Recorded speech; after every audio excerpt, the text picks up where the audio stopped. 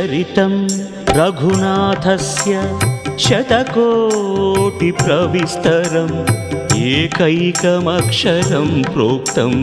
महापातकनाशनं ध्यात्वा नीलोत्पलश्यामं रामं राजीवलोचनं जानकीलक्ष्मणोपेतं जटामकुटमण्डितं सासितूणधनुर्बाणपाणिं नक्तं चरान्तकं स्वलीलया जगत्त्रातुम् आविर्भूतमजं विभुं रामरक्षां पठेत् प्राज्ञः पापघ्निं सर्वकामदां शिरो मे राघवः पातु भालं दशरथात्मजः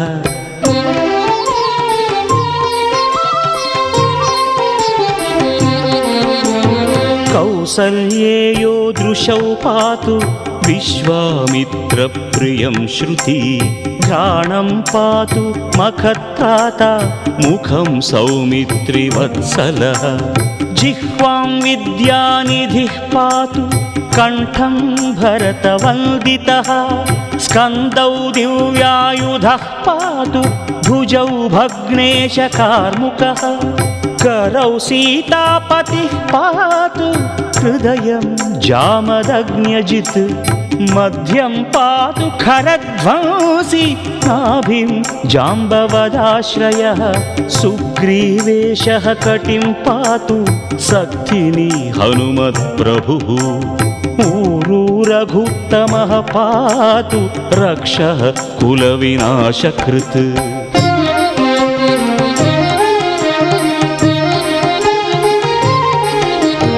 जानुनी सेतुकृत्पात् जङ्घे दशमुखान्तकः पादौ विभीषणश्रीदः पातु रामोऽखिलं वपुः एतां रामबलोपेतां रक्षां यः सुकृती पठेत् सचिरायुः सुखी पुत्री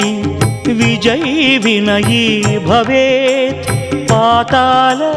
भूतल व्योमचारिणः छद्मचारिणः न द्रष्टुमपि शक्तास्ते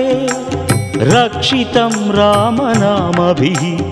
रामेति रामभद्रेति रामचन्द्रेति वा स्मरन् नरो न लिप्यते पापैः भुक्तिं मुक्तिं च विन्दति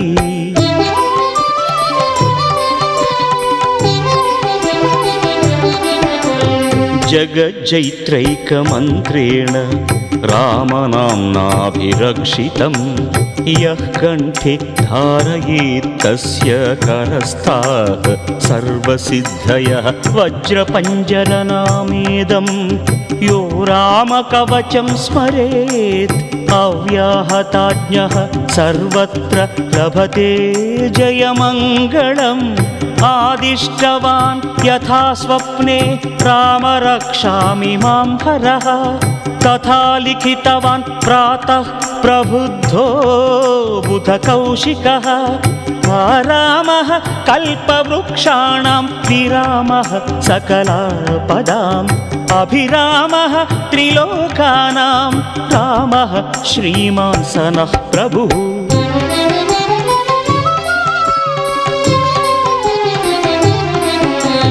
तरुणौ रूपसम्पन्नौ सुकुमारौ महाबलौ पुण्डरीकविशालाक्षौ क्षीरकृष्णाजिनाम्बरौ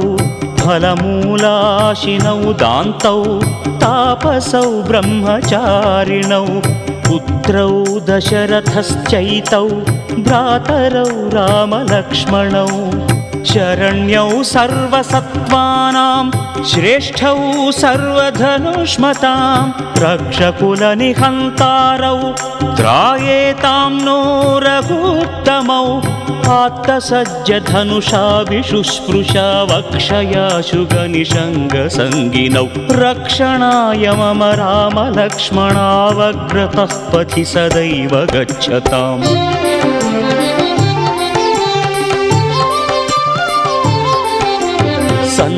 सन्नद्धः कवची खड्गी चापबाणधरो युवा गच्छन्मनोरथन्नश्च रामः पातु स लक्ष्मणः रामो दाशरथिशूरो लक्ष्मणानुचरो बली काकुत्स्थः पुरुषः पूर्णः कौसल्येयो रघुत्तमः वेदान्तवेद्यो यज्ञेशः पुराणपुरुषोत्तमः जानकी वल्लभः श्रीमान् अप्रमेय पराक्रमः इत्येतानि जपन्नित्यं मद्भक्तः श्रद्धयान्वितः अश्वमेधादिकं पुण्यं सम्प्राप्नोति न संशयः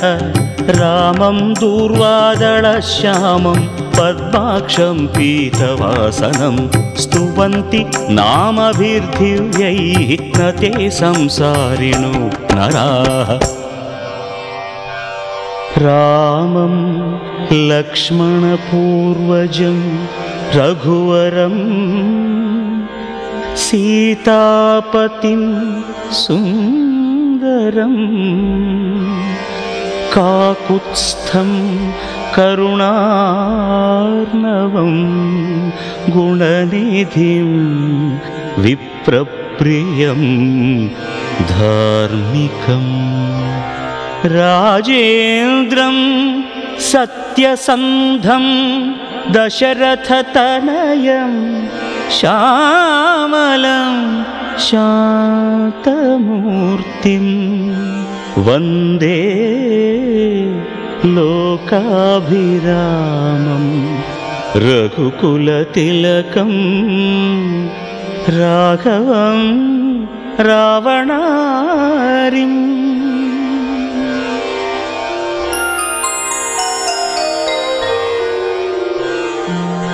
रामाय रामभद्राय रामचन्द्राय वेधसे रघुनाथाय नाथाय सीतायाः पतये नमः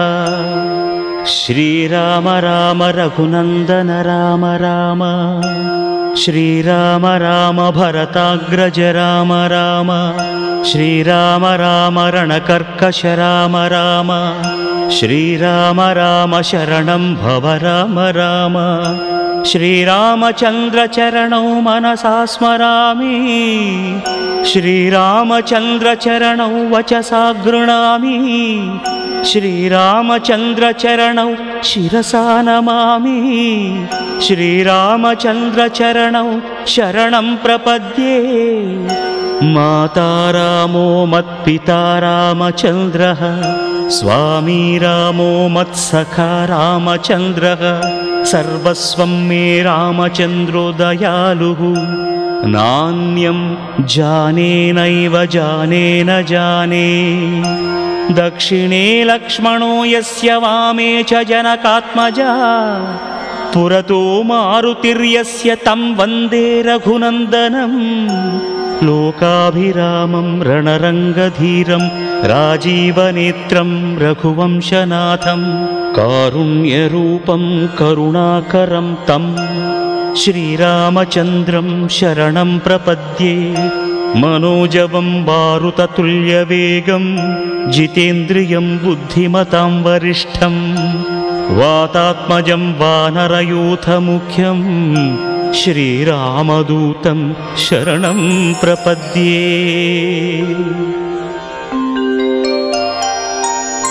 कूजन्तं राम रामेति मधुरं मधुराक्षरम् आरुह्य कविताशाखां वन्दे वाल्मीकिकोकिलम् आपदामपहर्तारं दातारं सर्वसम्पदां लोकाभिरामं श्रीरामं भूयो भूयो नमाम्यहम् भर्जनं भवबीजानाम् आर्जनं सुखसम्पदां तर्जनं यमदूतानां राम रामेति गर्जनं रामो राजमणिः सदा विजयते रामं रमेशं भजे रामेणाभिहता निशाचरचमू रामाय तस्मै नमः रामान्नास्ति परायणं परतरं रामस्य दासोऽस्म्यहं रामे चित्तलयः सदा भवतु मे भो राम मामुद्धर श्रीराम राम रामेति रमे रामे मनोरमे सहस्रनाम तत्तुल्यं रामनाम वरानने इति श्रीबुधकौशिकमुनिविरचितं श्रीरामरक्षास्तोत्रं सम्पूर्णम्।